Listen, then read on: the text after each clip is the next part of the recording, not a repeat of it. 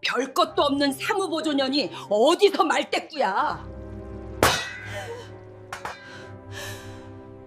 결혼 3년 차 설날, 저는 시어머니에게 국자로 손등을 맞았습니다. 손등이 벌겋게 부어올랐지만 남편은 고개를 숙인 채 아무 말도 하지 않았죠. 언니네 친정이 뭐하는 집인데 우리 집안에서 이래라 저래라야? 시누이의 비아냥에 이어 시어머니의 손바닥이 제 뺨을 때렸습니다. 당장 나가. 이혼이야. 그날 밤 저는 짐도 못 챙기고 쫓겨났습니다. 하지만 6개월 뒤 시아버지가 합의를 위해 찾아온 곳은 대한민국 5대 로펌이었죠. 접견실 문이 열리고 저는 담담하게 명함을 건넸습니다. 시아버지의 얼굴이 사색으로 변하는 순간 대체 무슨 일이 벌어진 걸까요? 사연 시작 전에 구독과 좋아요를 눌러주시고 어디에서 듣고 계신지 댓글 남겨주시면 그곳으로 행복이 가득할 수 있도록 바라겠습니다. 차가운 법정안, 무거운 침묵이 흐르고 있었습니다.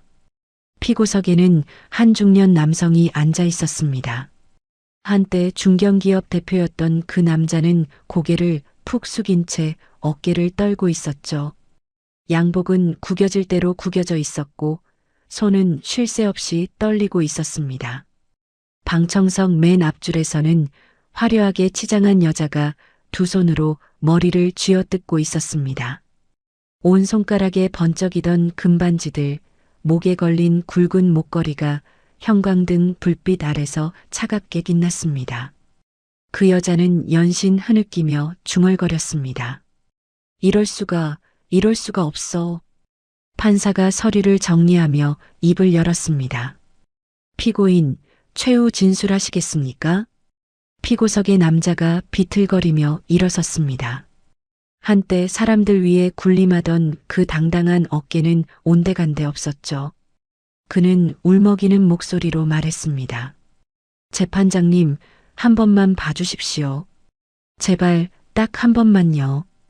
그 순간 방청석 한쪽에 조용히 앉아있던 젊은 여자가 눈을 감았습니다. 단정한 정장 차림에 화장기 없는 얼굴, 그녀의 입가에 희미한 미소가 스쳤습니다. 아니, 미소라기보다는 오랜 세월 삼켜왔던 한숨 같은 것이었죠. 그녀의 이름은 서연. 34살의 변호사였습니다. 서연은 천천히 눈을 떴습니다. 그리고 조용히 떠올렸죠. 모든 것이 시작된 그날을. 2년 전 설날이었습니다. 서연은 시댁 부엌에서 국자로 손등을 맞았습니다. 시어머니가 휘두른 국자가 살을 갈랐고 손등에서 피가 흘러내렸죠. 하지만 진짜 아팠던 건 그게 아니었습니다. 그날 밤 서연은 쫓겨났습니다. 짐도 제대로 챙기지 못한 채 차가운 거리로 내던져졌죠. 그때 등 뒤로 들려온 말이 있었습니다. 사무보조 출신 주제에 감히 이 집안에서 행세를 해? 그 말이 이 법정까지 오게 될 줄은 그때는 정말 몰랐습니다. 서연은 다시 피고석의 남자를 바라봤습니다. 시아버지였던 사람. 아니, 이제는 그저 피고인일 뿐인 사람. 그 옆에서 오열하는 여자는 시어머니였죠. 한때 서연을 짐승 취급하던 바로 그 사람이었습니다. 판사가 다시 말했습니다. 피고인의 최후 진술을 마치겠습니다. 선고 공판은 일주일 후에 있겠습니다. 패정합니다. 딱, 딱, 딱. 의사봉 소리가 울려 퍼졌습니다. 방청석이 웅성거리기 시작했죠. 하지만 서연은 움직이지 않았습니다. 그저 자리에 앉은 채 먼 곳을 응시하고 있었습니다. 모든 건 3년 전 그날부터 시작됐습니다. 서연이 진심으로 사랑을 믿었던 날, 재산도 배경도 아무것도 필요 없다고 생각했던 날, 그냥 있는 그대로의 자신을 사랑받고 싶었던 그날부터요. 법정 밖으로 나온 서연은 잠시 멈춰 섰습니다. 하늘을 올려다봤죠. 구름 한 점 없는 맑은 하늘이었습니다. 그녀는 작게 중얼거렸습니다. 엄마, 이제 거의 끝났어요. 3년이었습니다. 누군가의 딸이 아닌, 누군가의 상속녀가 아닌, 그냥 한서연이라는 사람으로 사랑받고 싶었던 3년. 하지만 그 3년 동안 서연이 받은 건 사랑이 아니었습니다. 모욕이었습니다. 멸시였습니다. 그리고 마지막에는 피 흘리는 손등과 함께 거리로 내던져졌죠. 서연의 핸드백에서 휴대폰이 울렸습니다. 화면에 아빠라는 글자가 떠올랐죠. 서연은 전화를 받았습니다. 응, 아빠. 전화기 너머로 낮고 따뜻한 목소리가 들려왔습니다. 서연아, 재판 끝났니? 응, 방금 끝났어. 선고는 일주일 후래. 그래, 수고했다. 저녁 같이 먹자. 아빠가 데리러 갈게. 서연은 작게 웃었습니다. 아빠, 그 말 기억나? 결혼식 날 했던 말. 무슨 말? 언제든 힘들면 데리러 간다고 했잖아.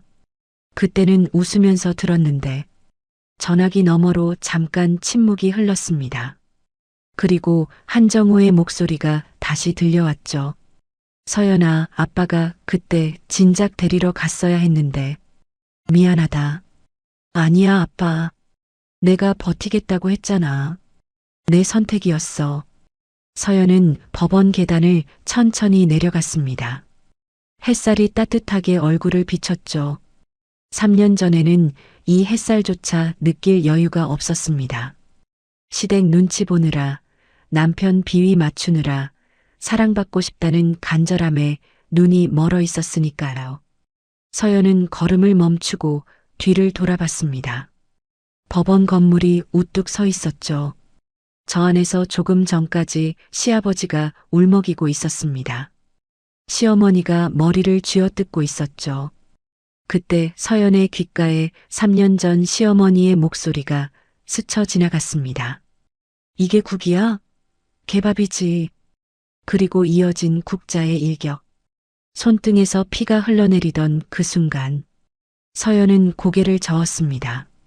이제 그 기억에 휘둘리지 않겠다고 다짐했으니까요. 3년이었어. 서연은 작게 말했습니다. 3년 동안 나는 당신들한테 사람이 아니었지.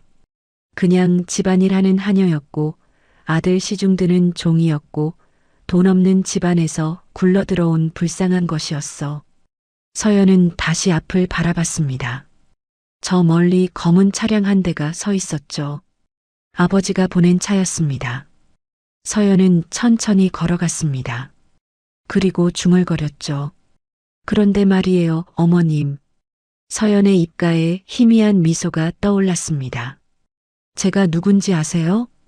햇살이 서연의 얼굴을 환하게 비쳤습니다. 3년 전 사랑을 믿고 모든 걸 숨겼던 그 여자는 이제 없었습니다. 지금 이 자리에 선 건 대한민국 5대 로펌의 상속녀이자 파트너 변호사인 한서연이었습니다. 모든 건 3년 전 그날 서연이 사랑을 선택하면서 시작됐습니다. 3년 전 서연의 삶은 지금과 완전히 달랐습니다. 서연은 대한민국 5대 로펌 중 하나인 한결법률의 변호사였습니다. 그것도 그냥 변호사가 아니었죠. 한결법률을 창립한 한정우 회장의 외동딸이었습니다. 로펌 지분 30%를 가진 상속녀였고 서울 한복판 최고급 아파트에서 살았습니다. 하지만 서연은 늘 외로웠습니다. 28살 때였죠. 서연은 한 남자를 만나 진심으로 사랑에 빠졌습니다. 대학 동기였던 그 남자는 다정했고 서연의 말에 귀 기울여 주었습니다. 서연은 처음으로 누군가에게 마음을 열었죠.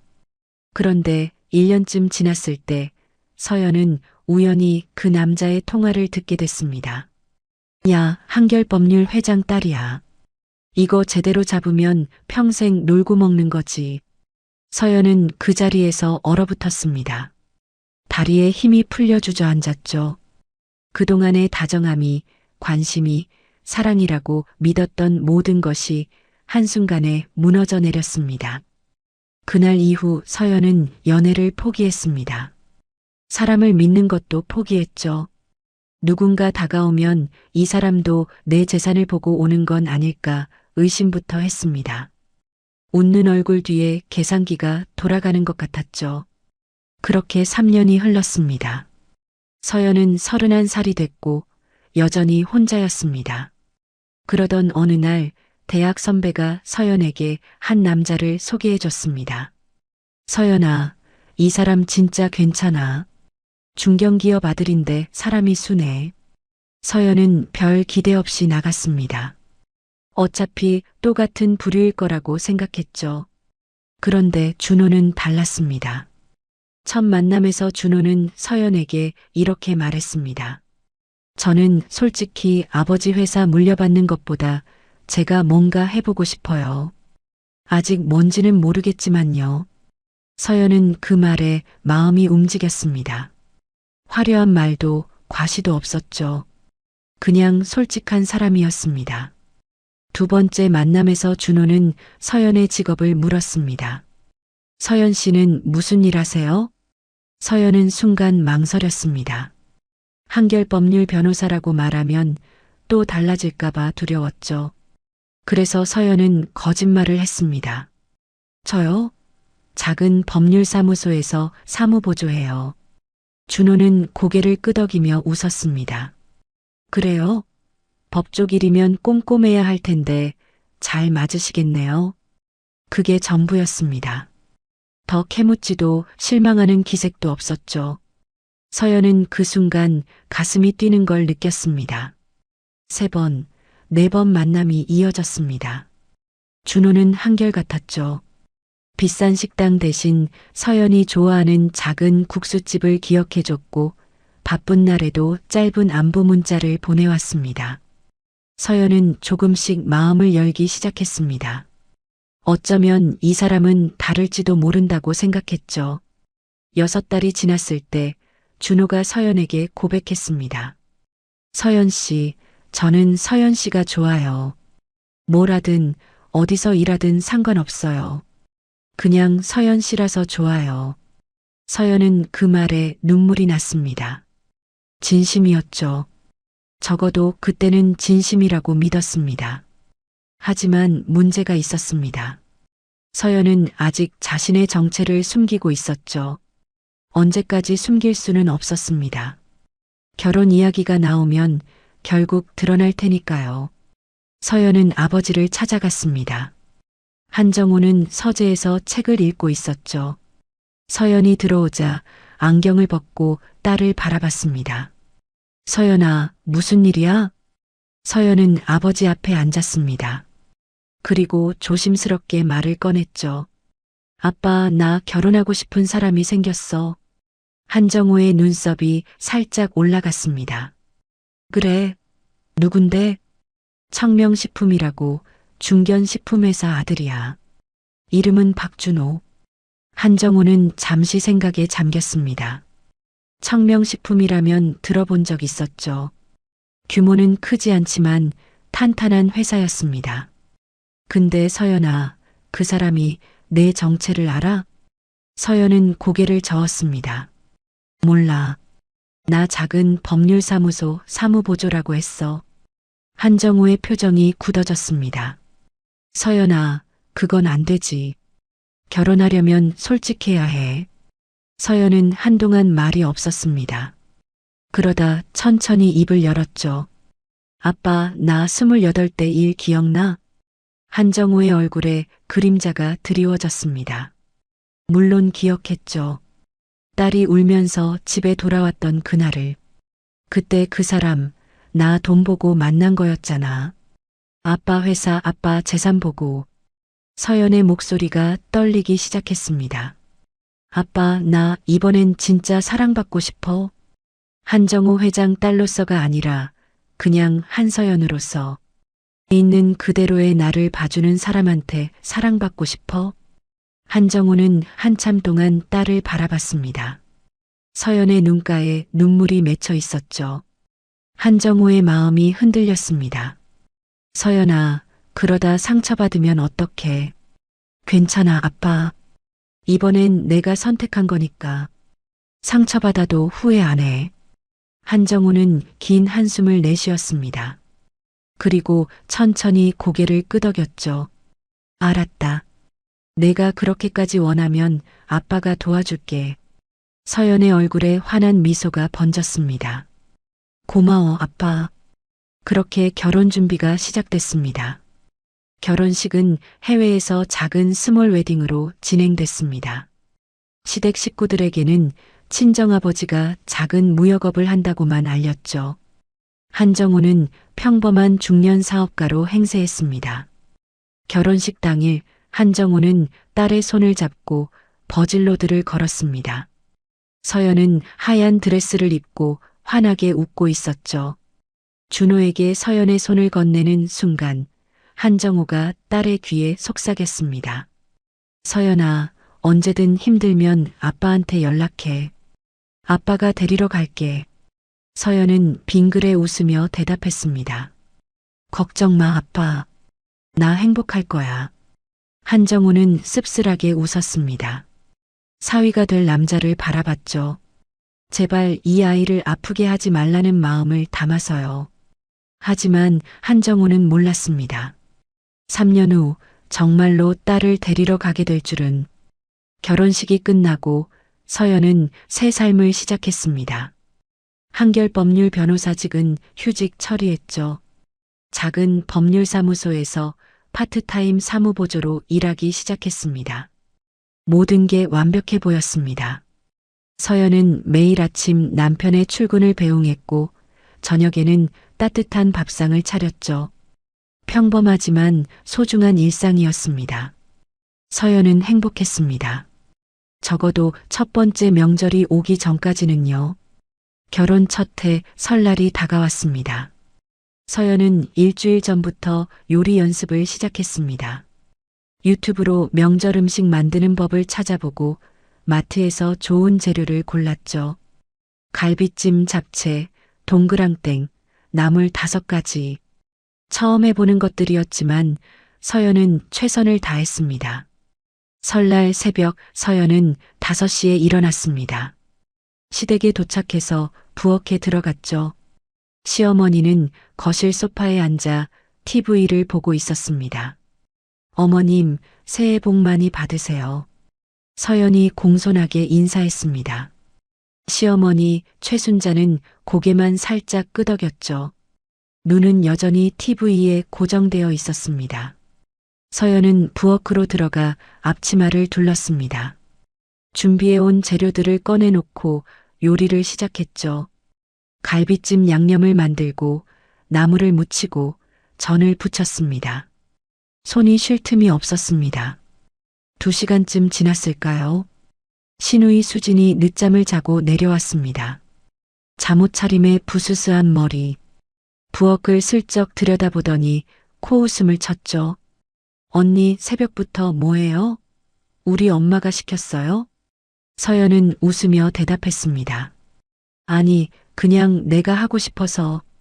첫 명절이잖아.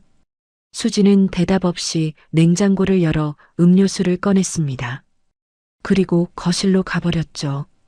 서연은 신경 쓰지 않으려고 했습니다. 시누이가 원래 말이 없는 성격일 수도 있으니까요. 점심때가 되어 상을 차렸습니다. 서연은 떨리는 마음으로 음식들을 하나씩 올렸죠. 갈비찜은 윤기가 흘렀고 나물은 색이 곱게 났습니다. 서연은 속으로 생각했습니다. 잘됐다, 다행이다. 시아버지 정태가 상을 보며 자리에 앉았습니다. 시어머니 순자도 앉았죠. 남편 준호가 서연에게 눈짓을 보내며 작게 웃었습니다. 서연은 그 눈빛에 용기를 얻었죠. 어머님, 아버님 많이 드세요. 서연이 조심스럽게 말했습니다. 시아버지는 대답 없이 젓가락을 들었고 시어머니는 음식들을 하나씩 훑어봤습니다. 시어머니가 갈비찜을 한 점 집어 입에 넣었습니다. 씹는 동안 표정이 없었죠. 서연은 숨을 죽이고 지켜봤습니다. 시어머니가 젓가락을 내려놓았습니다. 그리고 차가운 목소리로 말했죠. 이게 뭐야? 서연의 심장이 철렁 내려앉았습니다. 네, 어머님 무슨, 이게 갈비찜이야? 우리 집 수준에 이런 걸 올려? 시어머니의 목소리가 높아졌습니다. 서연은 얼굴이 화끈거렸죠. 뭐가 잘못된 건지 알 수 없었습니다. 죄송해요, 어머님. 제가 아직 서툴러서. 결혼 전에 뭘 배운 거야? 니네 친정어머니는 뭘 가르친 거야? 서연의 가슴에 날카로운 것이 박히는 느낌이었습니다. 친정어머니. 서연의 어머니는 서연이 20살 때 돌아가셨죠. 그 말이 왜 이렇게 아픈지 시어머니는 알지 못했습니다. 서연은 입술을 깨물었습니다. 눈물이 날 것 같았지만 참았죠. 시누이 수진이 갈비찜을 한 점 먹더니 인상을 찌푸렸습니다. 엄마 말이 맞네. 언니, 요리 학원이라도 다녀야 하는 거 아니에요? 이건 좀 심하다. 수진의 말투에는 비웃음이 묻어 있었습니다. 서연은 고개를 숙였죠. 대답할 말이 떠오르지 않았습니다. 시아버지는 아무 말 없이 밥만 먹었습니다. 마치 이 상황이 자신과는 상관없다는 듯이요. 서연은 남편을 바라봤습니다. 준호, 제발 뭐라고 해줘. 서연의 눈이 간절하게 말하고 있었죠. 하지만 준호는 고개를 숙인 채 밥만 떠먹었습니다. 아내의 시선을 애써 피하는 게 보였죠. 식사가 끝났습니다. 서연은 설거지를 하려고 부엌으로 갔죠. 손이 떨렸습니다. 그릇을 씻는데 눈물이 뚝뚝 떨어졌습니다. 처음이라 그런 거야. 다음엔 더 잘하면 돼. 서연은 스스로를 다독였습니다. 그때 준호가 부엌으로 들어왔습니다. 서연의 등 뒤에 서서 조심스럽게 말했죠. 서연아, 괜찮아? 서연은 눈물을 훔치며 돌아봤습니다. 준호 씨, 나 뭘 잘못한 거야? 새벽부터 일어나서 열심히 했는데. 준호가 서연의 어깨를 감싸 안았습니다. 미안해. 엄마가 원래 좀 까다로우셔. 음식에 예민하시거든. 그래도 그렇지. 내 친정 얘기까지 하실 필요가 있어? 서연의 목소리가 떨렸습니다. 준호는 난처한 표정을 지었죠. 서연아, 그건 엄마가 그냥 말이 좀 그러신 거야. 나쁜 뜻은 아니셨을 거야. 서연은 남편을 바라봤습니다. 정말 그렇게 생각해? 서연의 눈이 묻고 있었죠. 준호 씨, 나 대신 어머님한테 한마디만 해줄 수 있어? 내가 얼마나 노력했는지. 준호의 표정이 굳어졌습니다. 잠시 침묵이 흘렀죠. 그리고 준호가 천천히 입을 열었습니다. 서연아, 미안한데 그건 좀 부모님께 말씀드리기가 어려워. 서연은 그 순간 가슴 한쪽이 싸해지는 걸 느꼈습니다. 알겠다는 말이 목구멍에서 나오지 않았죠. 준호가 서연을 다시 안아주며 말했습니다. 조금만 참아. 처음이라 그래. 시간이 지나면 나아질 거야. 서연은 남편의 품에 안긴 채 눈을 감았습니다. 정말 나아질까? 정말 시간이 지나면 괜찮아질까? 서연은 믿고 싶었습니다. 아니, 믿어야 했습니다. 자신이 선택한 결혼이었으니까요. 그날 밤 서연은 집으로 돌아와 침대에 누웠습니다. 천장을 바라보며 생각했죠. 처음이라 그런 거야. 내가 더 노력하면 돼. 요리도 더 배우고 시어머니 입맛도 파악하고 그러면 다음 명절엔 다를 거야. 서연은 결혼 반지를 바라봤습니다. 반지에 새겨진 날짜가 희미하게 빛났죠. 그날의 행복했던 기억이 떠올랐습니다. 아버지가 손을 잡아주던 버질로드, 준호의 환한 미소. 나는 사랑받기 위해 이 결혼을 선택했어. 조금만 더 참으면 분명 나아질 거야. 서연은 눈을 감았습니다. 그렇게 첫 번째 명절이 지나갔죠. 하지만 서연은 몰랐습니다. 이건 시작에 불과했다는 것을. 앞으로 2년 동안 서연은 이보다 훨씬 더 깊은 상처를 받게 될 거라는 것을. 그리고 그 끝에서 서연은 선택해야 할 것입니다. 계속 참을 것인지 아니면 일어설 것인지를. 결혼 2년 차가 됐습니다. 서연은 여전히 작은 법률사무소에서 파트타임으로 일하고 있었죠. 아침에 남편을 배웅하고 낮에는 사무실에서 서류를 정리하고 저녁에는 집에 돌아와 밥을 차렸습니다. 평범한 일상이었습니다. 적어도 겉으로는요. 하지만 서연의 마음속에는 조금씩 금이 가고 있었습니다. 시어머니 순자는 일주일에 2~3번씩 예고 없이 찾아왔습니다. 벨소리가 울리면 서연의 심장은 쿵쾅거렸죠. 또 뭘 지적당할까? 또 뭘 잘못했다고 할까? 현관문을 열기 전부터 긴장이 됐습니다. 어느 날 오후였습니다.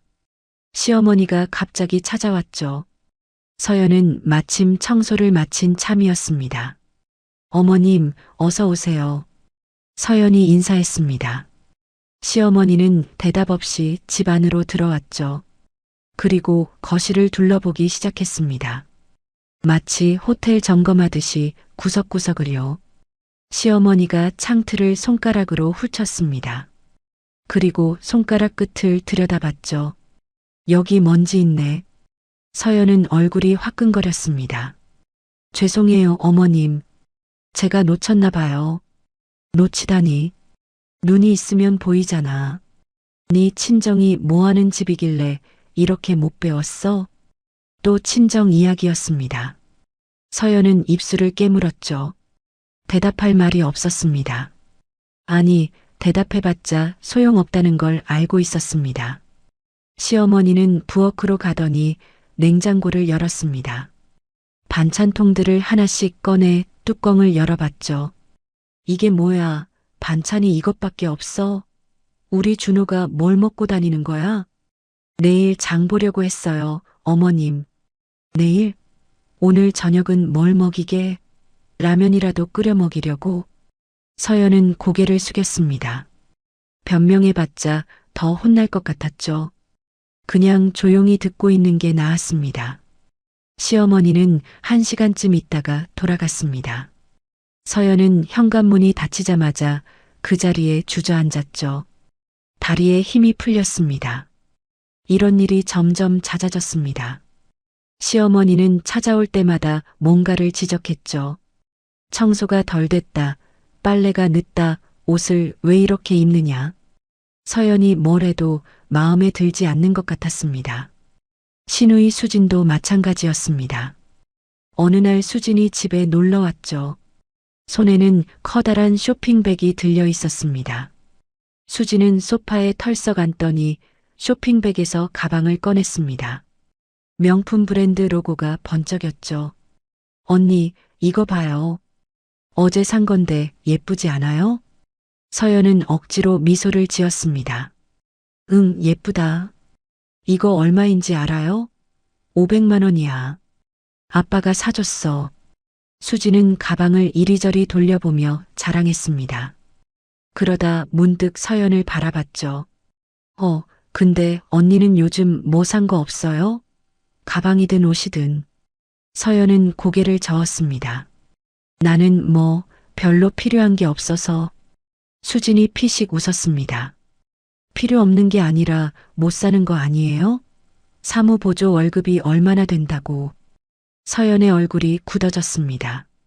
수진은 아랑곳하지 않고 말을 이었죠. 언니도 제대로 된 데 다녔으면 이런 거 살 수 있을 텐데. 아쉽다, 진짜. 서연은 아무 말도 하지 않았습니다. 속에서 뭔가가 부글부글 끓어올랐지만 꾹 참았죠. 여기서 화를 내면 시누이한테 화냈다고 시어머니한테 일러바칠 게 뻔했으니까요. 그날 밤 서연은 남편 준호에게 조심스럽게 말을 꺼냈습니다. 여보, 나 요즘 좀 힘들어. 준호가 휴대폰에서 눈을 떼며 물었죠. 왜? 무슨 일 있어? 어머님이 자주 오시는데 올 때마다 이것저것 지적하시고 수진이도 오늘 와서 그런 말하고. 서연은 낮에 있었던 일을 이야기했습니다. 준호는 한숨을 내쉬었죠. 서연아, 우리 엄마가 좀 까다로우신 거 알잖아. 수진이도 원래 말을 막 하는 애야. 알아. 근데 너무 자주 그러시니까 힘들어. 나도 사람인데. 서연의 목소리가 떨렸습니다. 준호가 서연의 손을 잡았죠. 조금만 참아. 내가 중간에서 말해볼게. 정말? 응, 근데 지금 당장은 좀 그렇고. 아버지 회사 일이 복잡해서 집안 분위기가 예민하거든. 조금만 기다려. 서연은 고개를 끄덕였습니다. 남편이 말해준다니까 조금은 나아지겠지. 서연은 그렇게 믿었죠. 하지만 준호의 중간에서 말해볼게라는 약속은 지켜지지 않았습니다. 한 달이 지나고 두 달이 지나도 달라지는 건 없었죠. 시어머니는 여전히 찾아왔고 시누이는 여전히 비아냥거렸습니다. 결혼 3년 차가 됐습니다. 어느 날 저녁 시댁 식구들이 모인 자리에서 시아버지 정태가 입을 열었습니다. 서연 씨. 서연은 깜짝 놀랐습니다. 시아버지가 먼저 말을 거는 일은 드물었거든요. 네, 아버님. 결혼한 지 3년이 다 돼가는데 아이 소식은 없고. 순간 식탁이 조용해졌습니다. 서연은 얼굴이 빨갛게 달아올랐죠. 저희가 아직 준비가 덜 돼서요. 준비? 무슨 준비가 필요해? 젊을 때 낳아야지. 시아버지의 목소리가 날카로워졌습니다. 우리 집안에 와서 3년이 되도록 아이 하나 못 낳고 뭐 하는 거야? 사무보조일이 그렇게 바빠? 서연은 입술이 바싹 말랐습니다. 옆을 봤죠. 남편 준호는 밥만 먹고 있었습니다. 또 아무 말도 하지 않았습니다. 시어머니가 거들었죠. 그러게요, 여보. 내가 맨날 그 얘기하는데 이 며느리는 대답도 안 해요. 서연은 눈물이 차오르는 걸 느꼈습니다. 하지만 울면 안 됐죠. 울면 더 약해 보일 테니까요. 그날 밤 집에 돌아와서 서연은 화장실에 들어갔습니다. 문을 잠그고 거울을 봤죠. 거울 속 자신의 얼굴이 낯설었습니다. 3년 전 결혼식 날의 환한 웃음은 어디로 간 걸까요? 서연은 소리 없이 울었습니다. 그때 휴대폰이 울렸습니다. 화면에 아빠라는 글자가 떴죠.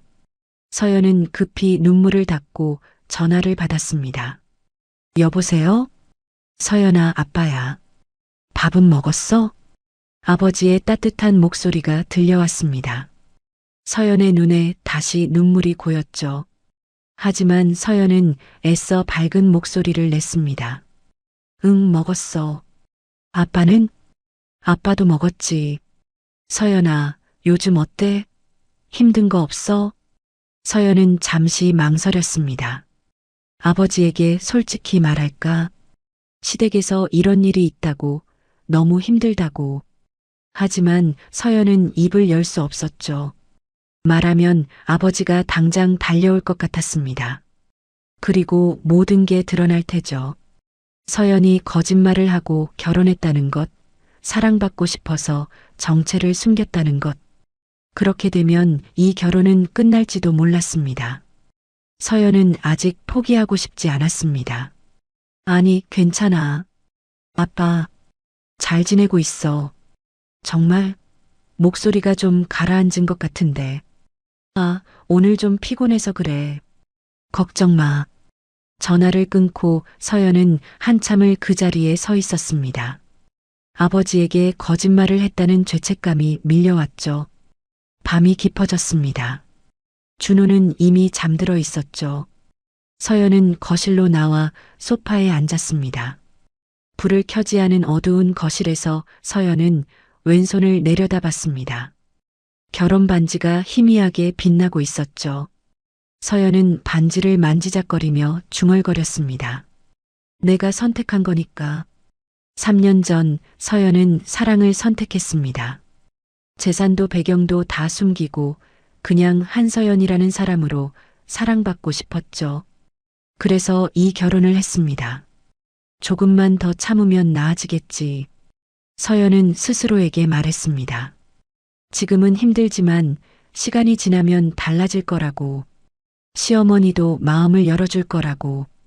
남편도 용기를 낼 거라고 서연은 그렇게 믿고 싶었습니다. 하지만 마음 한구석에서는 작은 목소리가 들려왔죠. 정말 나아질까? 3년을 참았는데 뭐가 달라졌어?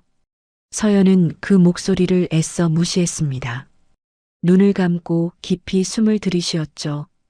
창밖으로 달빛이 비쳐 들어왔습니다. 서연은 혼자 그 빛을 바라봤습니다. 외로웠습니다.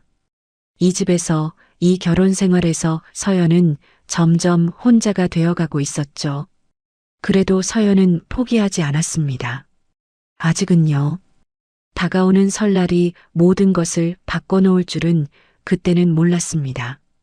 결혼 3년차 설날이 다가왔습니다. 서연은 이번에야말로 잘해야겠다고 다짐했죠. 지난 명절들의 실패를 만회하고 싶었습니다. 시어머니의 인정을 받고 싶었고 이 가족의 일원으로 받아들여지고 싶었습니다. 설날 당일 새벽 4시 알람이 울리기도 전에 서연은 눈을 떴습니다. 어둠 속에서 조용히 일어나 옷을 갈아입었죠. 옆에서 자고 있는 남편을 깨우지 않으려고 발소리를 죽였습니다. 시댁에 도착한 건 새벽 5시였습니다. 아직 해도 뜨지 않은 시각이었죠. 서연은 부엌불을 켜고 앞치마를 둘렀습니다. 오늘은 완벽하게 해내야 해. 서연은 속으로 되뇌었습니다. 미역국, 갈비찜, 잡채, 동그랑땡, 나물 5가지, 전 3종류. 일주일 전부터 연습했던 것들이었죠. 레시피를 수십 번 읽고 유튜브 영상을 반복해서 봤습니다. 이번엔 실수하지 않을 자신이 있었습니다. 시간이 흘렀습니다. 6시, 7시, 8시. 서연은 쉬지 않고 움직였죠. 손이 칼에 베이기도 하고 뜨거운 기름이 튀어 팔목에 붉은 자국이 생기기도 했습니다. 하지만 서연은 멈추지 않았습니다. 9시쯤 시어머니가 부엌에 들어왔습니다. 서연은 밝게 인사했죠. 어머님, 설날 잘 보내세요. 시어머니 순자는 대답 없이 음식들을 훑어봤습니다. 서연은 긴장된 마음으로 지켜봤죠. 제발 이번엔 괜찮다고 해주세요. 시어머니가 미역국 냄비 뚜껑을 열었습니다. 국자로 국물을 떠서 맛을 봤죠. 서연은 숨을 죽이고 시어머니의 표정을 살폈습니다. 시어머니의 얼굴이 일그러졌습니다. 이게 뭐야? 서연의 심장이 철렁 내려앉았습니다. 네, 어머님 무슨, 이게 국이야? 소금을 얼마나 넣은 거야? 짜서 못 먹겠네. 죄송해요, 어머님. 제가 다시. 서연이 말을 끝맺기도 전에 시어머니가 국자를 들어 올렸습니다. 그리고 그 국자가 서연의 손등을 내리쳤죠. 퍽! 둔탁한 소리가 났습니다. 서연은 순간 무슨 일이 일어난 건지 이해하지 못했죠. 그저 손등에서 뜨거운 통증이 퍼져나가는 것만 느꼈습니다.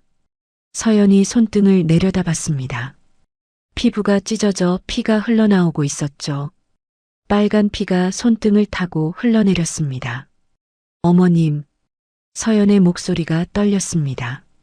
시어머니는 국자를 내려놓으며 차갑게 말했죠. 제대로 된 국 하나 못 끓이면서 무슨 며느리야. 이게 국이야, 개밥이지. 서연은 피가 흐르는 손을 부여잡은 채 멍하니 서 있었습니다. 3년이었습니다. 3년 동안 욕을 먹고 무시당하고 비아냥을 들어도 참았습니다.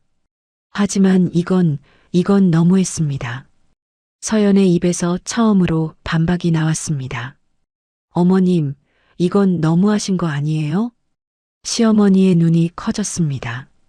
3년 동안 고분고분하기만 하던 며느리가 처음으로 말대꾸를 한 것이죠. 뭐라고? 아무리 그래도 사람 손을 때리시면 어떡해요. 피가 나잖아요. 서연의 목소리는 떨렸지만 눈빛은 흔들리지 않았습니다. 3년 동안 쌓인 것들이 목구멍까지 차올랐죠. 그때 시누이 수진이 부엌으로 들어왔습니다. 상황을 보더니 눈을 동그랗게 떴죠.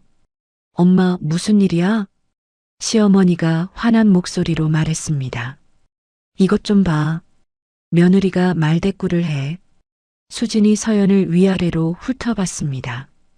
그리고 비웃음을 머금은 채 말했죠. 언니 사무보조 출신 주제에 어디서 어른한테 말대꾸야?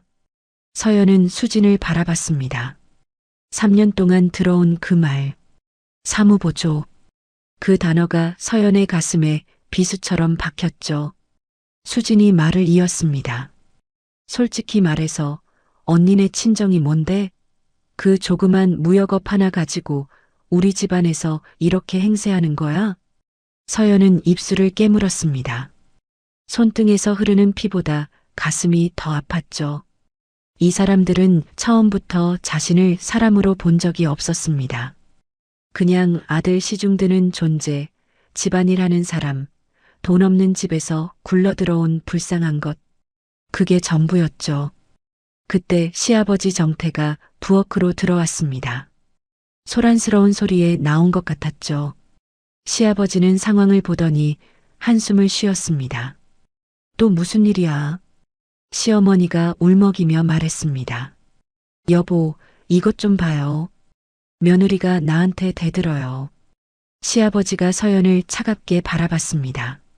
서연 씨, 명절에 집안 망신시키지 말고 조용히 있어. 서연은 할 말을 잃었습니다.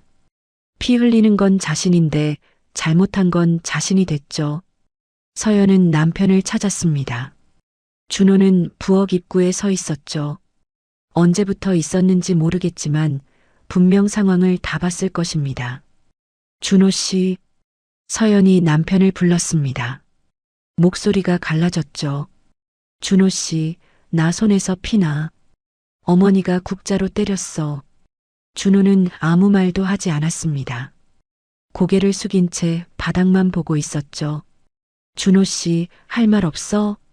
서연의 눈에서 눈물이 흘러내렸습니다. 3년 동안 믿었던 사람이었죠. 이 사람만은 내 편이라고, 힘들면 지켜줄 거라고 믿었습니다. 준호가 입술을 달싹였습니다. 뭔가 말하려는 것 같았죠. 서연은 간절한 눈으로 남편을 바라봤습니다. 하지만 준호는 끝내 입을 열지 못했습니다. 그냥 고개를 더 깊이 숙일 뿐이었죠. 그 순간 서연의 마음속에서 무언가가 꺼졌습니다. 3년 동안 꺼지지 않게 지켜왔던 작은 불씨 같은 것. 사랑받고 싶다는 희망, 언젠간 나아질 거라는 믿음. 그게 완전히 사라졌습니다. 시어머니가 서연에게 다가왔습니다. 그리고 손을 들어 올렸죠. 찰싹 서연의 뺨을 때렸습니다. 당장 나가. 이혼이야. 서연은 뺨을 부여잡은 채 비틀거렸습니다. 시어머니가 소리쳤죠. 3년 동안 봐줬더니 이게 버릇이 없어. 오늘로 끝이야. 시아버지가 차갑게 말했습니다. 내일까지 짐 싸서 나가. 위자료 같은 소리 하지 마. 네가 뭘 해줬다고. 서연은 떨리는 다리로 겨우 서 있었습니다. 피 흘리는 손, 얼얼한 뺨. 하지만 진짜 아픈 건 그게 아니었죠. 서연은 마지막으로 남편을 바라봤습니다. 준호는 여전히 고개를 숙이고 있었습니다. 아내를 위해 단 한마디도 하지 못한 채요. 서연의 눈에서 마지막 빛이 꺼졌습니다. 3년이었습니다. 3년 동안 서연은 사랑받고 싶었습니다.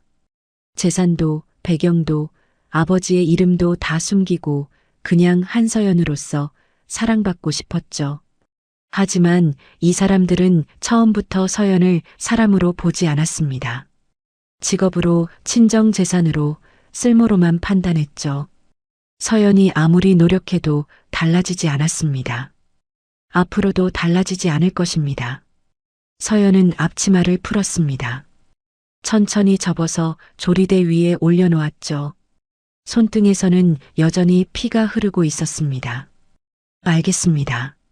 서연의 목소리는 놀라울 정도로 차분했습니다. 나가겠습니다. 서연은 부엌을 나왔습니다. 현관으로 걸어갔죠. 뒤에서 시어머니의 목소리가 들렸습니다. 그래, 꺼져. 다시는 얼굴 보지 말자. 서연은 뒤돌아보지 않았습니다. 신발을 신고 현관문을 열었죠. 차가운 겨울바람이 얼굴을 때렸습니다. 문이 닫히는 순간 서연은 중얼거렸습니다. 3년이었어. 눈물이 흘러내렸습니다. 하지만 서연은 울음소리를 내지 않았죠. 서연은 걸었습니다. 어디로 가는지도 모른 채 그냥 걸었습니다. 손등에서 피가 떨어져 보도블록에 점을 찍었죠. 한참을 걷다가 서연은 멈춰 섰습니다. 그리고 휴대폰을 꺼냈죠. 화면에 아빠라는 글자가 보였습니다. 서연은 손이 떨렸습니다. 3년 동안 숨겨왔던 것들, 아버지에게 걱정 끼치기 싫어서 자신이 선택한 결혼이니까 책임지겠다고, 그래서 숨겨왔던 모든 것들, 이제 더는 숨길 수 없었습니다. 서연은 통화 버튼을 눌렀습니다. 신호음이 2번 울리고 아버지의 목소리가 들려왔죠. 서연아? 서연은 입을 열었습니다. 그리고 처음으로 솔직하게 말했죠. 아빠, 나 이제 안 참을래요. 전화기 너머로 잠깐 침묵이 흘렀습니다. 그리고 아버지의 목소리가 다시 들려왔죠. 서연아, 어디야? 시댁 근처 큰 길이요. 움직이지 마. 아빠가 갈게.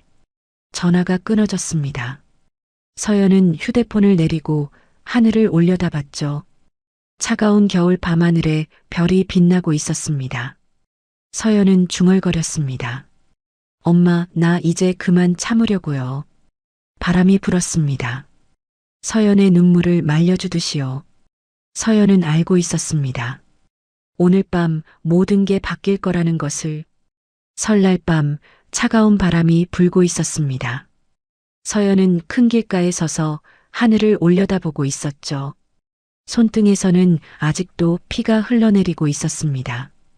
뺨은 얼얼했고 온몸이 떨렸죠.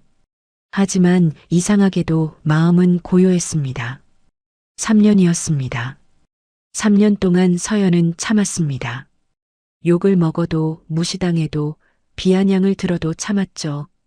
사랑받고 싶어서였습니다. 한정우 회장의 딸이 아니라 그냥 한서연이라는 사람으로 사랑받고 싶었습니다. 그런데 오늘 서연은 깨달았습니다. 그 사람들은 처음부터 자신을 사람으로 본 적이 없었다는 것을요. 차가운 바람이 불었습니다. 서연은 얇은 옷차림 그대로 거리에 서 있었죠. 짐도 제대로 못 챙기고 쫓겨났으니까요. 지갑도 외투도 아무것도 없었습니다. 있는 거라고는 휴대폰 하나뿐이었죠. 서연은 방금 아버지에게 전화를 했습니다. 3년 동안 숨겨왔던 모든 것을 털어놓을 용기를 낸 것이죠. 아빠, 나 이제 안 참을래요. 그 한마디를 하는데 3년이 걸렸습니다. 서연은 길가에 쪼그려 앉았습니다. 다리에 힘이 풀렸거든요. 지나가는 사람들이 힐끗힐끗 쳐다봤지만 서연은 신경 쓰지 않았습니다. 그저 보름달만 바라봤죠. 엄마, 나 오늘 많이 맞았어요. 서연은 속으로 중얼거렸습니다. 서연의 어머니는 서연이 20살 때 세상을 떠났죠. 그 후로 서연은 아버지와 단둘이 살았습니다. 아버지는 바쁜 사람이었지만 딸에게만큼은 한없이 다정했죠. 엄마가 살아계셨으면 뭐라고 하셨을까요? 아마 진작에 그만두라고 하셨겠죠. 왜 그렇게까지 참았냐고, 왜 아빠한테 말 안 했냐고 혼내셨을 거예요. 서연의 눈에서 눈물이 흘러내렸습니다. 그때였습니다. 멀리서 검은 차량 한 대가 빠르게 다가왔습니다. 고급 세단이었죠. 차가 서연 앞에 멈춰 섰습니다. 뒷문이 열리더니 한 남자가 내렸죠. 아버지 한정호였습니다. 66살의 한정호는 대한민국 5대 로펌 한결법률의 회장이었습니다. 법조계에서 그의 이름을 모르는 사람은 없었죠. 하지만 지금 이 순간 그는 그냥 딸을 걱정하는 아버지였습니다. 한정호는 쪼그려 앉아 있는 딸을 보자마자 얼굴이 굳어졌습니다. 피 묻은 손등, 빨갛게 부은 뺨. 한눈에 상황을 파악했죠. 서연아. 한정호가 딸 앞에 무릎을 꿇었습니다. 양복 바지가 더러워지는 것 따위는 신경 쓰지 않았죠. 아빠. 서연이 아버지를 올려다봤습니다. 그리고 참았던 눈물이 터져 나왔죠. 아빠, 나 3년 동안 참았어. 한정우는 아무 말 없이 딸을 안아줬습니다. 서연은 아버지의 품에서 어린아이처럼 울었죠. 3년 동안 혼자 삼켜왔던 눈물이었습니다. 차에서 검은 양복을 입은 남자 2명이 내렸습니다. 한결법률 회장의 수행원들이었죠. 그들은 조용히 주변을 경계하며 서 있었습니다. 한참을 울고 나서 서연이 고개를 들었습니다. 아빠, 미안해. 나 거짓말했어. 3년 동안 괜찮다고, 잘 지낸다고 거짓말했어. 한정우가 딸의 얼굴을 2 손으로 감싸 안았습니다. 부은 뺨을 조심스럽게 어루만졌죠. 서연아, 아빠한테 미안해하지 마. 아빠가 진작 데리러 왔어야 했어. 아니야, 내가 버티겠다고 했잖아. 내 선택이었어. 서연의 목소리가 떨렸습니다. 한정우는 딸의 피 묻은 손등을 보며 이를 악물었죠. 누가 이랬어? 누가 우리 딸한테 이런 짓을 한 거야? 서연은 잠시 말이 없었습니다. 그리고 천천히 입을 열었죠. 시어머니가 국자로 때렸어. 국이 짜다고. 한정우의 눈빛이 차갑게 변했습니다. 평소에 온화한 아버지가 아니었죠. 수십 년간 법조계에서 잔뼈가 굵은 한결법률 회장의 눈빛이었습니다. 그리고 뺨도 맞았어. 말대꾸했다고. 남편은? 서연은 씁쓸하게 웃었습니다. 아무 말도 안 했어. 3년 동안 한 번도 내 편 안 들어줬어. 한정우는 딸을 일으켜 세웠습니다. 그리고 자신의 외투를 벗어 딸의 어깨에 걸쳐줬죠. 차 타자. 먼저 손 치료부터 받아야 해. 서연은 아버지의 부축을 받으며 차에 올랐습니다. 고급 가죽 시트에 앉으니 그제야 실감이 났죠. 자신이 쫓겨났다는 것이. 차가 출발했습니다. 서연은 창밖을 바라봤죠. 시댁 아파트가 있는 방향이었습니다. 불빛이 반짝이는 아파트 단지가 점점 멀어져 갔습니다. 저 안에서 3년을 살았습니다. 새벽같이 일어나 밥을 차리고 청소하고 빨래하고 명절마다 욕먹으면서도 웃으려고 애썼죠. 사랑받고 싶어서요. 하지만 이제 끝이었습니다. 한정우가 조용히 입을 열었습니다. 서연아, 아빠가 나설게. 저것들이 우리 딸한테 한 짓 가만 안 둬. 서연은 아버지를 바라봤습니다. 한정우의 눈에는 분노가 타오르고 있었죠. 딸을 아프게 한 자들에 대한 분노. 하지만 서연은 고개를 저었습니다. 아니요, 아빠. 뭐? 제가 직접 할게요. 한정우가 놀란 눈으로 딸을 봤습니다. 서연의 눈빛이 달라져 있었죠. 조금 전까지 울고 있던 여자가 아니었습니다. 제 손으로 끝내고 싶어요. 3년 동안 당한 거 제가 직접 갚을게요. 한정우는 잠시 딸을 바라봤습니다. 그리고 천천히 고개를 끄덕였죠. 알았다. 내가 그렇게 하고 싶으면 아빠가 도와줄게. 뭐가 필요하든 말만 해. 서연은 고개를 돌려 다시 창밖을 바라봤습니다. 시댁 아파트 불빛이 이제 점처럼 작아져 있었죠. 아빠, 청명식품 알아? 청명식품? 시아버지 회사? 응. 그 회사 깨끗한 것 같아? 한정호의 눈이 날카로워졌습니다. 딸이 무슨 말을 하려는지 눈치챈 것이죠. 왜? 뭔가 알고 있어? 서연은 씁쓸하게 웃었습니다. 3년 동안 그 집에서 살면서 들은 게 있어. 시아버지가 전화 통화하는 거, 시누이가 자랑하는 거. 아무래도 뭔가 이상했거든. 서연은 창밖을 바라보며 말을 이었습니다. 하청업체 대금을 떼먹는다는 얘기도 들었어. 식품 유통기한 조작한다는 얘기도. 신우이 명품 살 때 회사 법인카드 쓴다는 것도 알아. 한정우가 고개를 끄덕였습니다. 그 정도면 조사해 볼 가치가 있겠구나. 아빠, 나 한결법률로 돌아갈게요.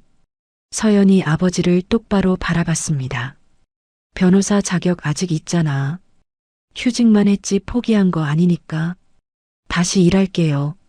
한정우는 딸의 눈을 들여다봤습니다. 3년 전 사랑받고 싶다며 울던 딸이 아니었죠. 지금 서연의 눈에는 단단한 결의가 서려 있었습니다. 알았다. 언제든 돌아와. 내 자리는 항상 있어.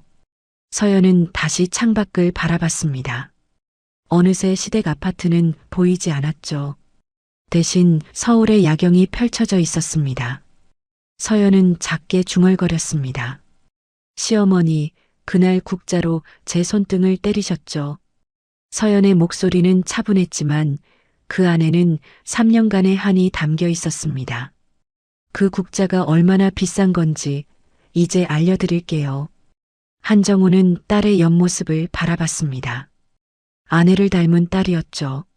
한정우의 아내, 서연의 어머니도 이런 사람이었습니다. 평소에는 다정하고 부드럽지만 한번 결심하면 끝까지 가는 사람. 서연아. 응? 아빠가 옛날에 그랬지. 언제든 힘들면 데리러 간다고. 서연이 아버지를 바라봤습니다. 오늘 데리러 왔어. 이제 아빠 딸로 돌아와. 서연의 눈에 눈물이 고였습니다. 하지만 이번에는 슬픈 눈물이 아니었죠. 응, 아빠. 나 돌아왔어. 차는 서울 도심을 향해 달렸습니다. 창밖으로 보름달이 따라오고 있었죠. 서연은 눈을 감았습니다. 3년 전 결혼식 날이 떠올랐죠. 그날 아버지가 했던 말. 언제든 힘들면 아빠한테 연락해. 아빠가 데리러 갈게.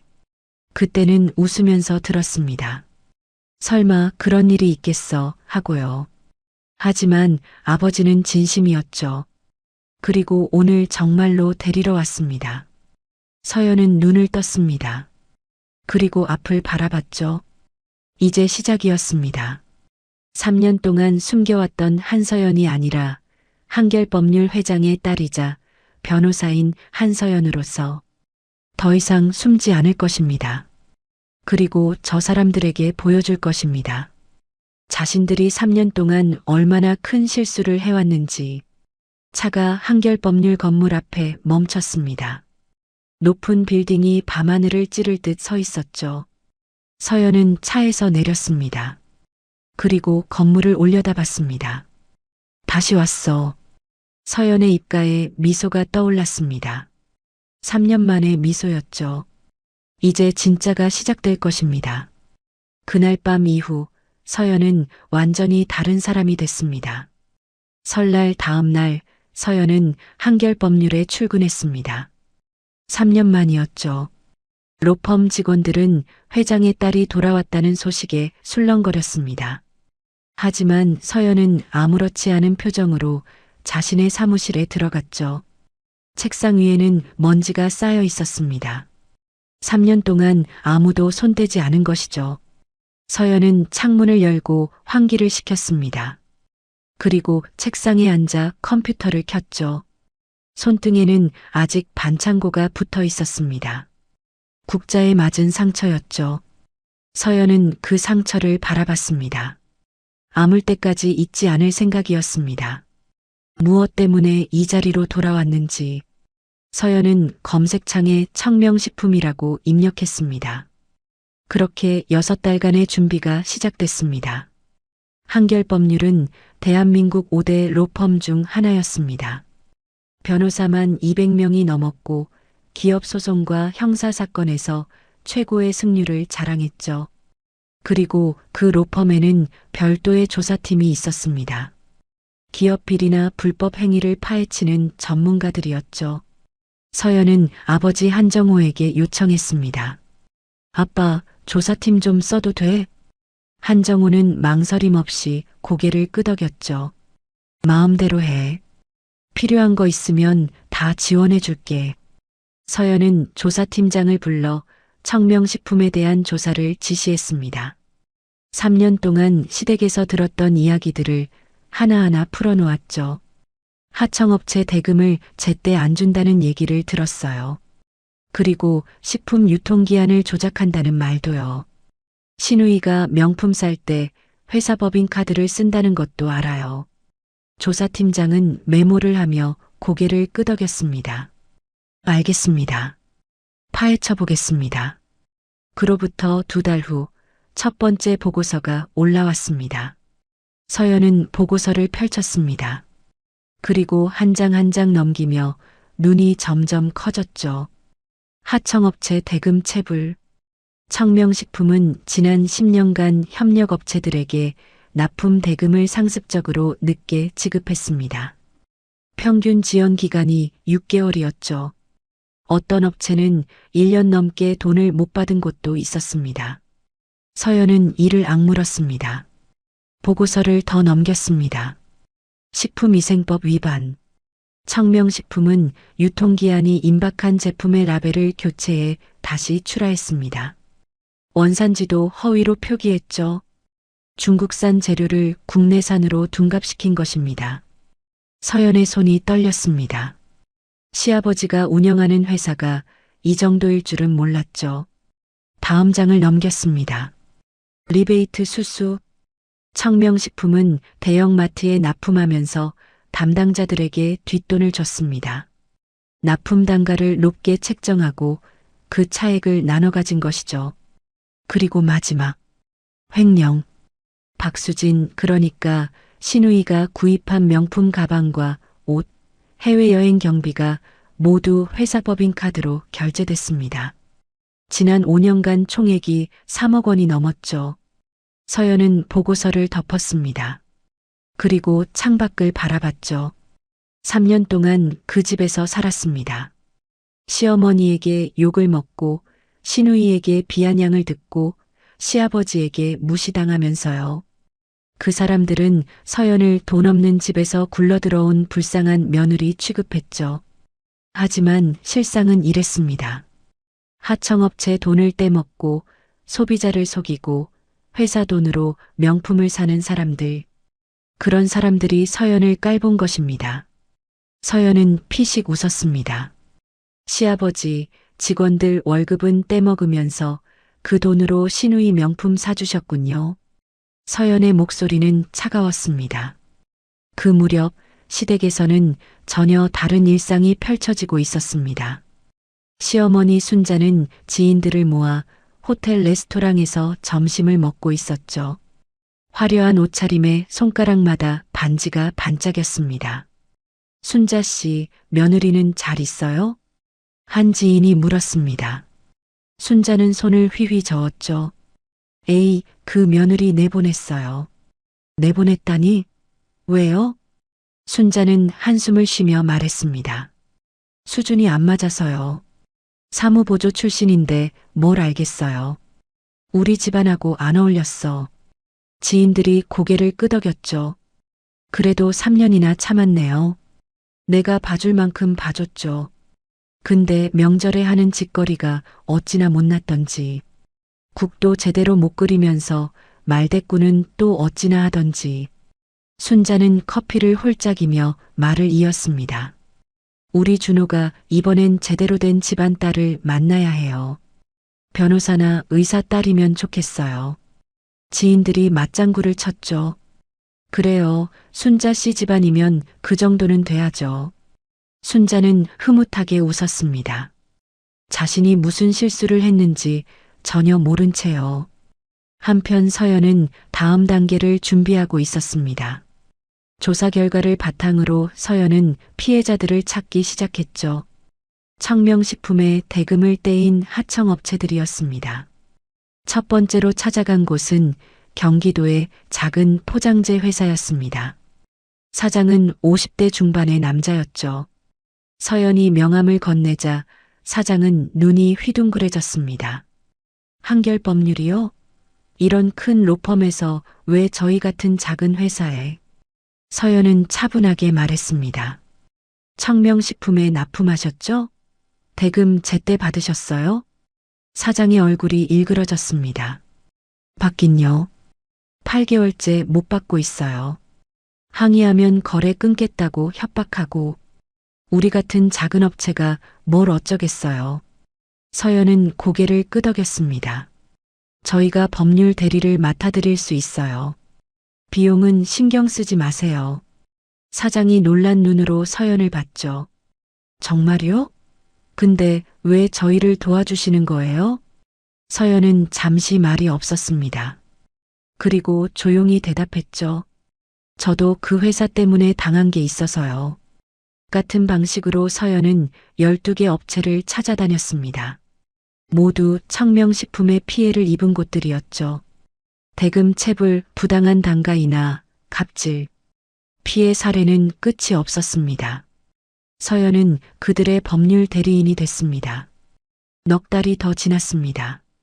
서연의 책상 위에는 청명식품 관련 서류가 산더미처럼 쌓여 있었죠. 조사보고서, 피해 진술서, 증거 자료들. 서연은 매일 밤늦게까지 그 서류들을 검토했습니다. 어느 날 밤 아버지 한정호가 서연의 사무실을 찾아왔습니다. 아직도 일하고 있었어? 서연이 고개를 들었죠. 응, 거의 다 됐어. 한정호가 책상 위의 서류들을 바라봤습니다. 많이 모았구나. 응, 이 정도면 충분해. 서연은 서류 한 뭉치를 집어들었습니다. 내일 검찰에 고발장 접수할 거야. 한정우가 딸을 바라봤죠. 서연의 눈빛은 6달 전과 완전히 달랐습니다. 더 이상 상처받은 며느리가 아니었죠. 냉철한 변호사의 눈빛이었습니다. 후회 안 하겠지? 응, 안 해. 서연은 담담하게 대답했습니다. 다음 날 아침 서연은 서울중앙지검에 고발장을 제출했습니다. 청명식품 대표 박정태에 대한 고발이었죠. 혐의는 4가지였습니다. 하청업체 대금 상습 체불에 따른 하도급법 위반, 유통기한 조작 및 원산지 허위 표기에 따른 식품위생법 위반, 납품 담당자에 대한 리베이트 수수, 그리고 회사 자금을 가족에게 유용한 횡령. 고발장을 제출하고 나오는 서연의 발걸음은 가벼웠습니다. 서연은 검찰청 앞에서 하늘을 올려다봤죠. 맑은 겨울 하늘이었습니다. 시작됐어. 서연은 중얼거렸습니다. 3년 동안 서연은 그 집에서 사람 취급을 못 받았습니다. 사무보조 출신이라고, 친정이 보잘것없다고, 그래서 함부로 해도 된다고 생각했죠. 하지만 이제 알게 될 것입니다. 자신들이 얼마나 큰 착각을 했는지. 서연은 휴대폰을 꺼내 화면을 봤습니다. 바탕화면에는 아버지와 찍은 사진이 있었죠. 결혼식 날 버질로드에서 찍은 사진이었습니다. 아빠, 나 잘하고 있지? 서연은 속으로 물었습니다. 일주일 후 검찰에서 연락이 왔습니다. 청명식품에 대한 수사가 시작됐다는 소식이었죠. 서연은 수화기를 내려놓고 창밖을 바라봤습니다. 이제 곧 시아버지가 연락해 올 것입니다. 합의를 하자고, 봐달라고.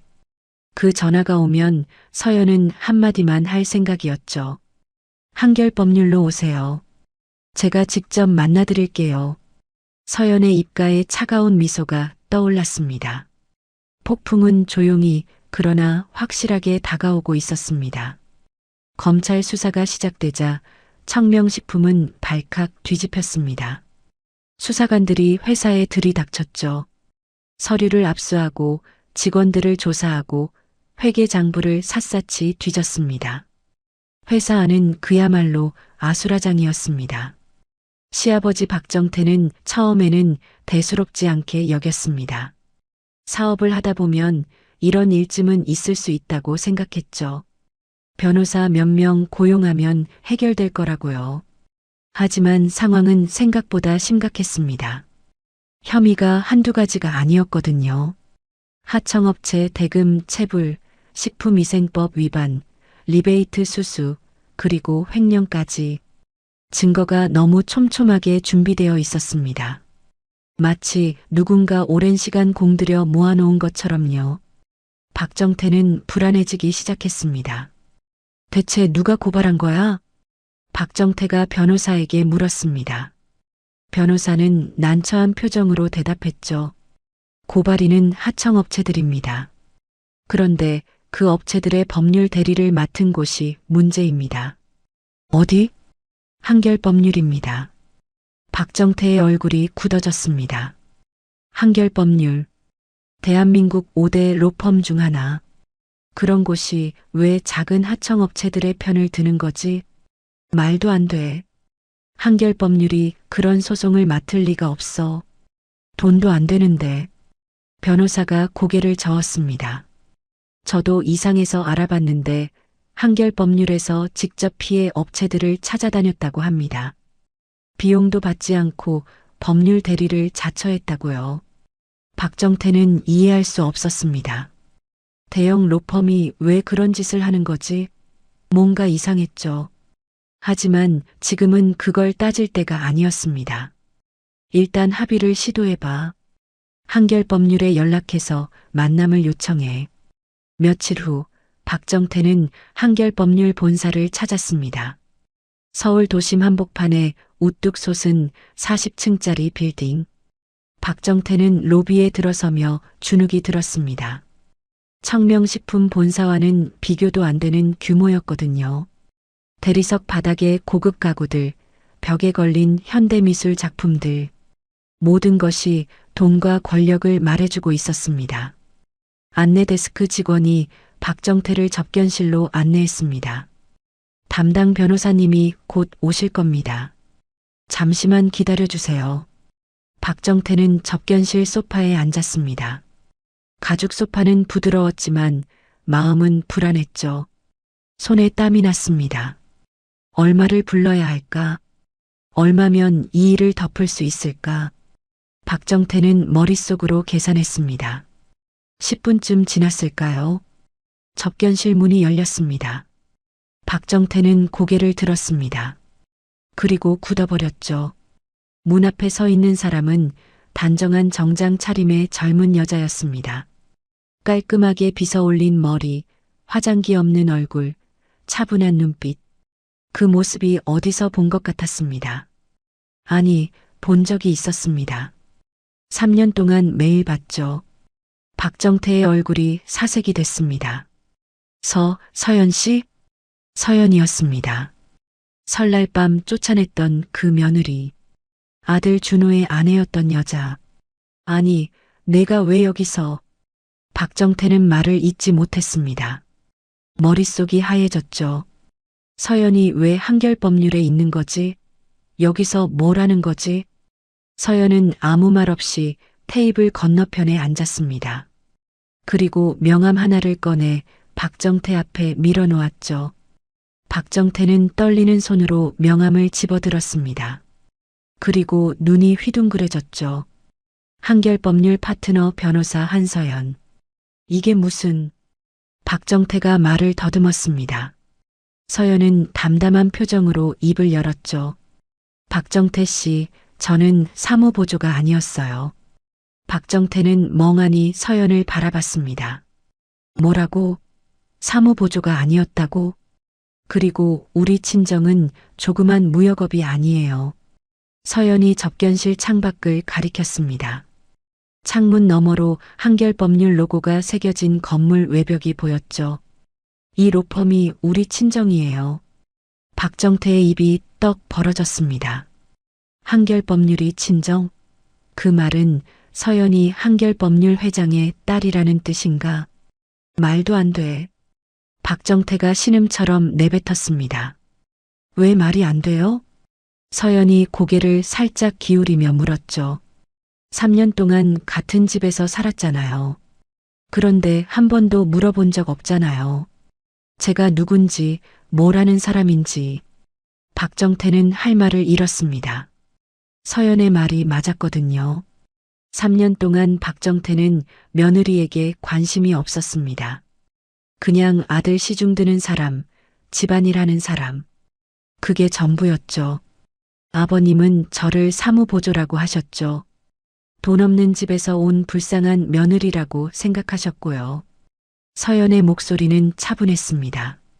감정이 실리지 않은 사실만을 말하는 목소리였죠. 그래서 함부로 해도 된다고 생각하셨나 봐요. 무시해도 되고 욕해도 되고 쫓아내도 된다고. 박정태의 얼굴이 창백해졌습니다. 그제야 자신이 얼마나 큰 실수를 했는지 깨달은 것이죠. 서연 씨, 아니 변호사님. 박정태가 자세를 고쳐 앉으며 말했습니다. 목소리가 떨렸죠. 제가 잘못했습니다. 제발 한 번만 봐주십시오. 서연은 아무 말 없이 박정태를 바라봤습니다. 합의하겠습니다. 피해 업체들한테 다 갚겠습니다. 금액은 얼마든지 원하시는 대로. 박정태가 고개를 숙였습니다. 그러더니 갑자기 의자에서 일어나 무릎을 꿇으려 했죠. 이러지 마세요. 서연이 차갑게 말했습니다. 박정태가 멈칫했죠. 합의요? 없습니다. 서연이 자리에서 일어섰습니다. 3년이에요, 박정태 씨. 3년 동안 저는 그 집에서 사람 취급을 못 받았어요. 시어머니한테 맞고, 시누이한테 무시당하고, 아버님한테 멸시당했죠. 서연의 목소리에 처음으로 감정이 실렸습니다. 3년간의 한이 담긴 목소리였죠. 그런데 남편은요? 한 번도 제 편을 안 들어줬어요. 아버님 아들이니까요. 그 집안의 피가 흐르니까요. 박정태는 고개를 숙인 채 아무 말도 하지 못했습니다. 합의는 없어요. 끝까지 가볼게요. 서연이 서류 가방을 들고 문 쪽으로 걸어갔습니다. 그리고 문고리에 손을 얹은 채 뒤를 돌아봤죠. 무릎은 법정에서 꿇으세요. 문이 닫혔습니다. 박정태는 텅 빈 접견실에 홀로 남았습니다. 손에는 아직도 서연의 명함이 들려 있었죠. 한결법률 파트너 변호사 한서연. 그 글자가 눈앞에서 아른거렸습니다. 한편 접견실을 나온 서연은 복도를 걸었습니다. 발걸음은 단단했지만 가슴 한쪽이 먹먹했죠. 복도 중간쯤에서 서연은 걸음을 멈췄습니다. 그리고 창밖을 바라봤죠. 서울의 빌딩 숲이 눈앞에 펼쳐져 있었습니다. 서연은 깊이 숨을 들이쉬었습니다. 가슴 속에서 뭔가가 올라오는 것 같았죠. 통쾌했습니다. 3년 동안 당했던 것들을 생각하면 당연히 통쾌해야 했습니다. 시아버지의 창백한 얼굴, 무릎 꿇으려던 모습, 그게 바로 서연이 원했던 것이었으니까요. 하지만 동시에 슬펐습니다. 서연은 진심으로 사랑받고 싶었습니다. 재산도, 배경도, 아버지의 이름도 다 숨기고 그냥 한서연이라는 사람으로요. 그래서 3년을 버텼죠. 언젠가는 나아질 거라고, 진심이 통할 거라고 믿으면서요.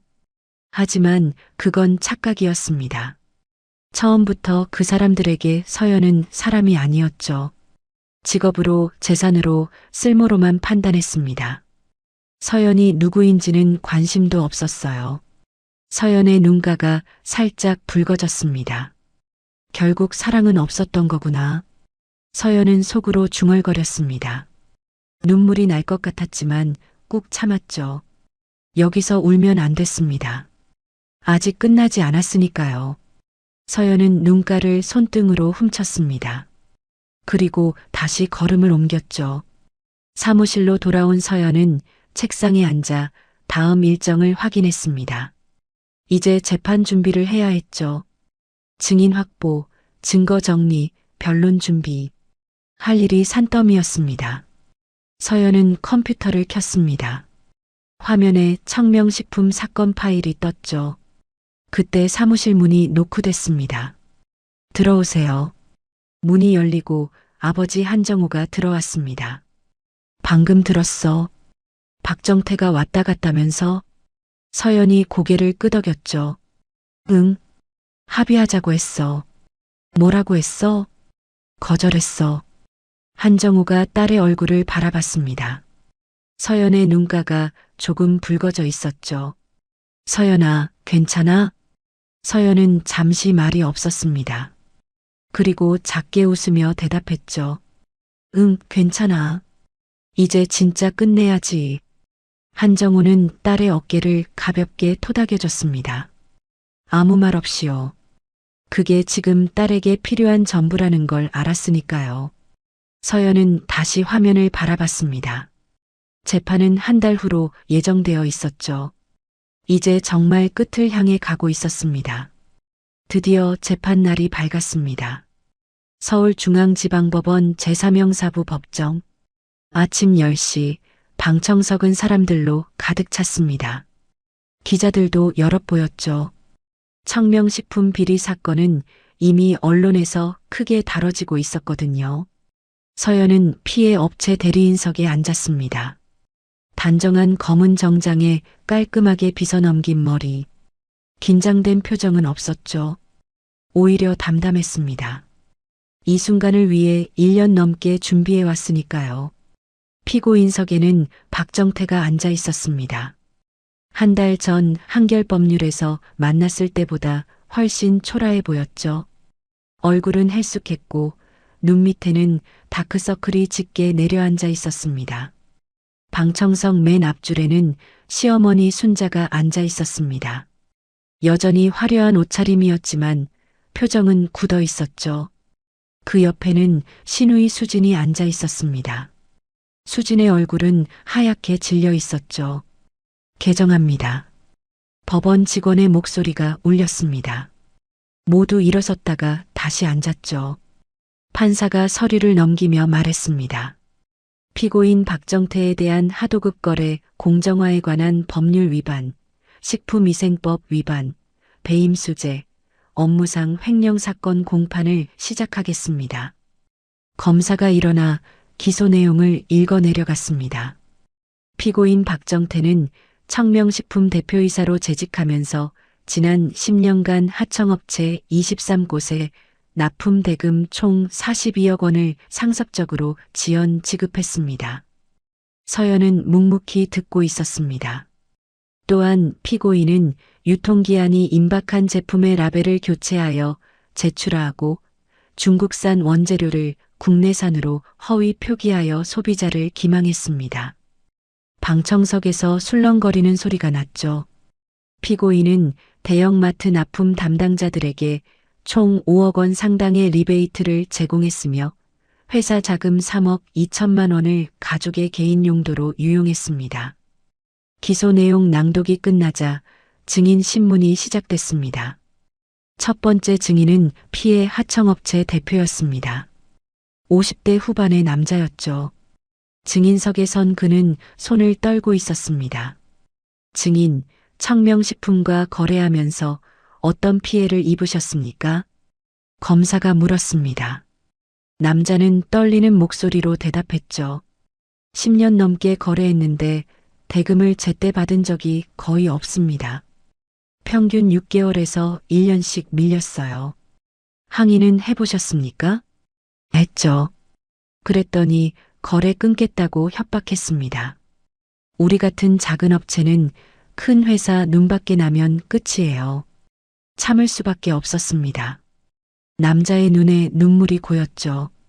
그 돈 못 받아서 직원들 월급도 못 주고 은행 대출이자도 연체됐습니다. 죽고 싶다는 생각까지 했어요. 방청석이 조용해졌습니다. 무거운 침묵이 흘렀죠. 두 번째, 세 번째 증인도 비슷한 증언을 했습니다.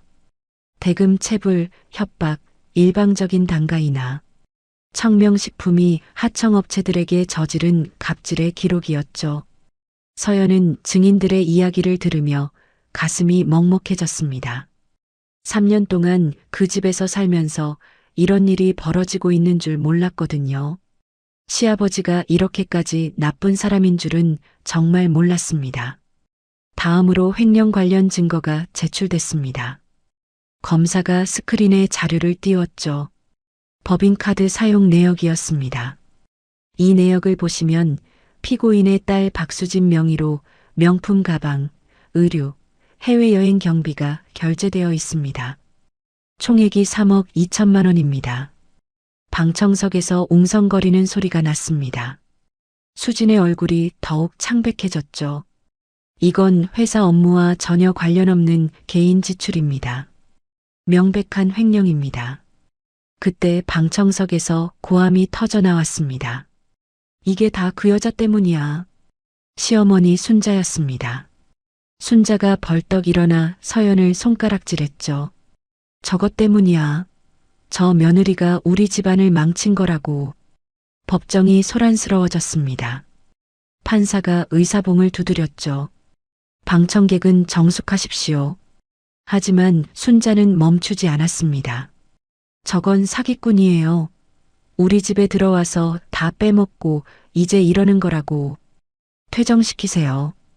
판사가 명령했습니다. 법원 경위들이 다가와 순자의 팔을 잡았죠. 나. 이게 무슨 짓이야. 순자가 발버둥 쳤지만 소용없었습니다. 경위들에게 끌려 법정 밖으로 나가면서도 순자는 계속 소리쳤죠. 두고 봐. 두고 보라고. 문이 닫히고 나서야 법정이 조용해졌습니다.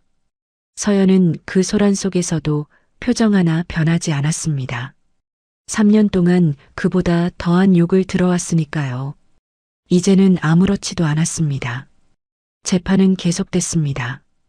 변호인 측 최후 변론이 있었고 검사 측 구형이 있었죠. 검사는 징역 5년을 구형했습니다.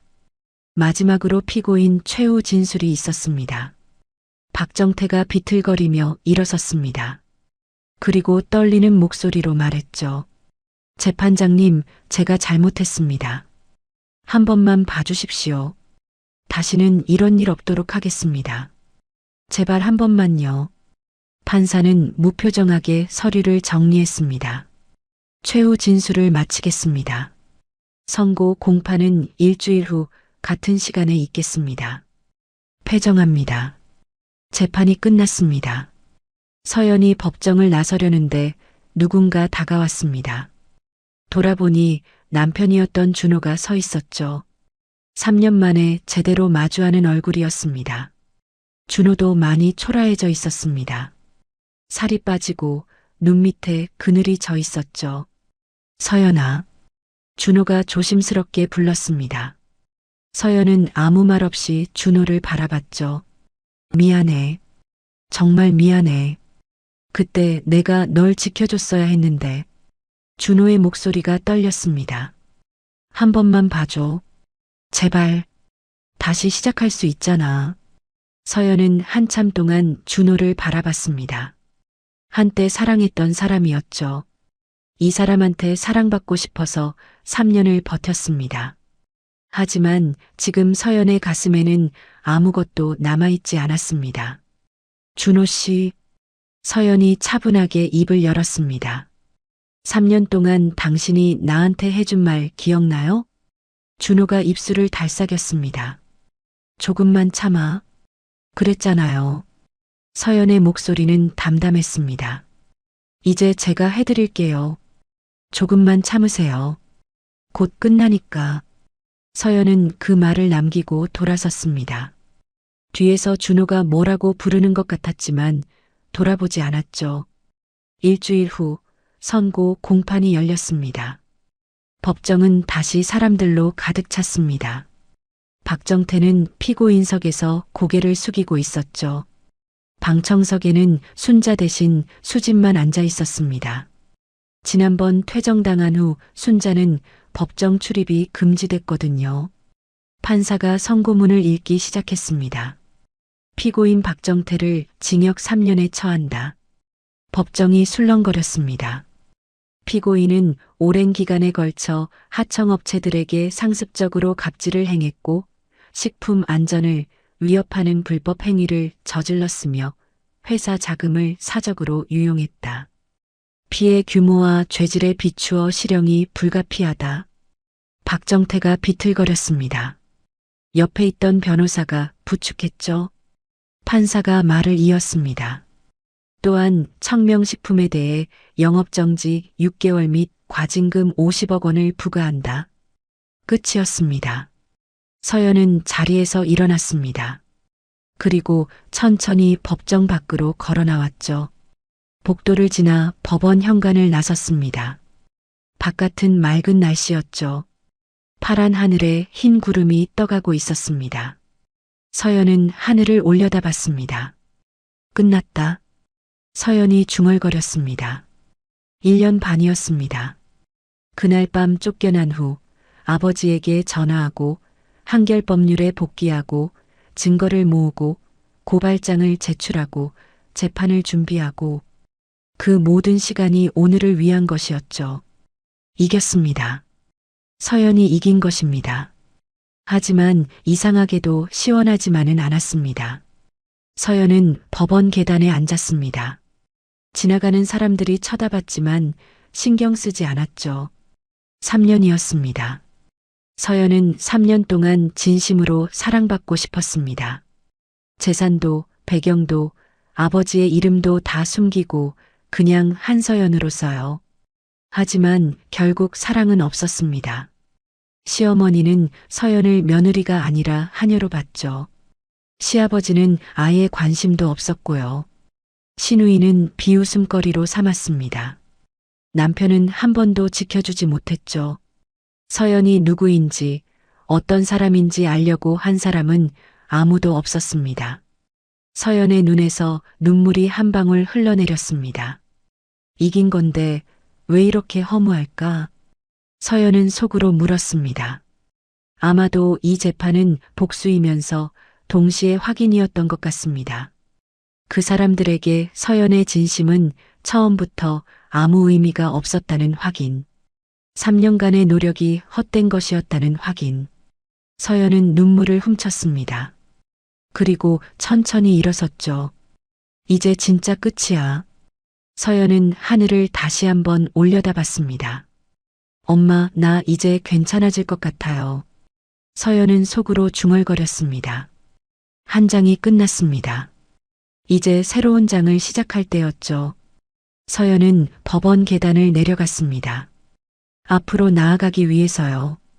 1년이 흘렀습니다. 서연은 한결법률 대표 파트너 변호사가 됐습니다. 34살 로펌 역사상 가장 젊은 대표 파트너였죠. 물론 아버지가 회장이라는 점도 있었지만 서연의 실력을 의심하는 사람은 아무도 없었습니다.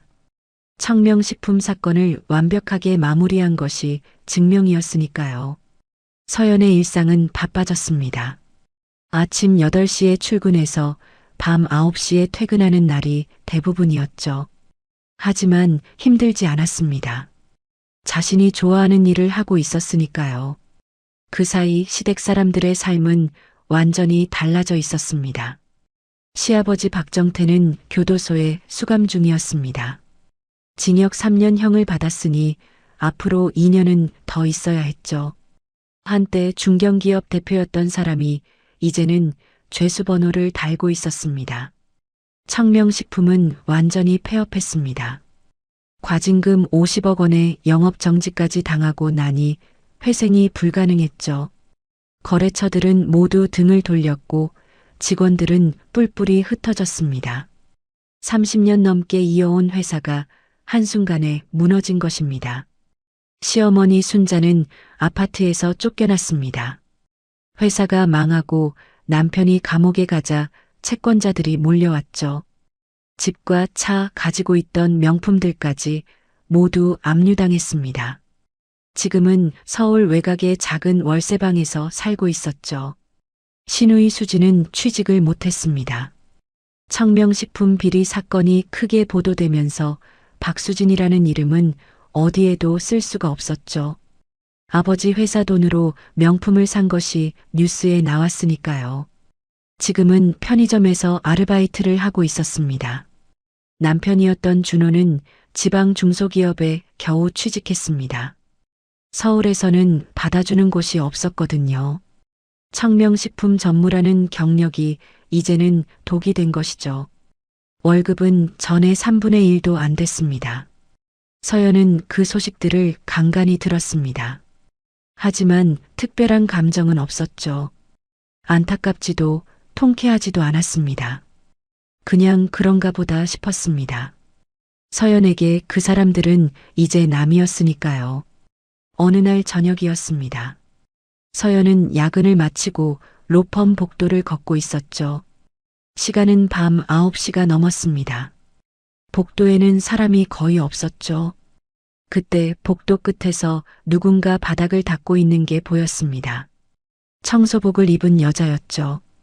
서연은 대수롭지 않게 지나치려다가 걸음을 멈췄습니다. 낯익은 뒷모습이었거든요. 여자가 고개를 들었습니다. 그리고 서연과 눈이 마주쳤죠. 순자였습니다. 한때 화려하게 치장하고 며느리를 구박하던 그 시어머니. 지금은 청소복을 입고 대걸레를 들고 있었습니다. 얼굴에는 주름이 깊게 패여 있었고 손은 거칠어져 있었죠. 순자도 서연을 알아봤습니다. 순간 얼굴이 굳어졌죠. 서연 씨. 순자가 말을 더듬었습니다. 그러더니 고개를 푹 숙였죠. 아니, 변호사님. 서연은 아무 말 없이 순자를 바라봤습니다. 3년 전이 떠올랐죠. 국자로 손등을 맞았던 그날. 뺨을 맞고 쫓겨났던 그날 밤. 순자가 떨리는 목소리로 말했습니다. 제발 한 번만 봐주세요. 제가 잘못했습니다. 서연은 여전히 말이 없었죠. 그때 제가 미쳤었어요. 정신이 나갔었어요.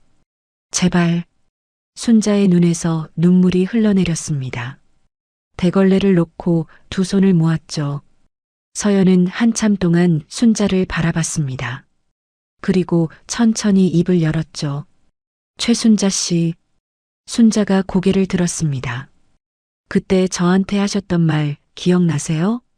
순자의 얼굴이 창백해졌습니다. 사무보조 출신 주제에 그렇게 말씀하셨죠. 서연의 목소리는 담담했습니다. 분노도 원망도 담겨 있지 않았죠. 그때 저를 직업으로 판단하셨잖아요. 돈으로, 집안으로, 쓸모로요. 그래서 함부로 해도 된다고 생각하셨고, 순자는 아무 말도 하지 못했습니다. 근데 지금 어머님은 청소 일을 하고 계시네요. 서연이 순자를 똑바로 바라봤습니다. 그럼 저도 어머님을 함부로 대해도 되는 건가요?